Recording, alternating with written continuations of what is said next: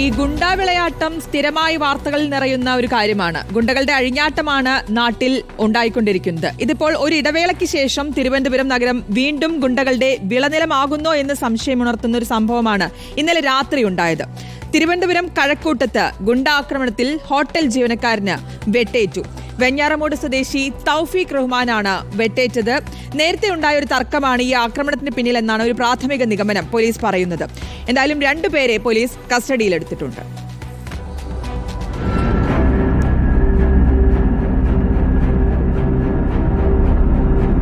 കഴിഞ്ഞ ദിവസം രാത്രി കഴക്കൂട്ടം ജംഗ്ഷനിലെ കൽപ്പാത്തി ഹോട്ടലിലായിരുന്നു സംഭവം.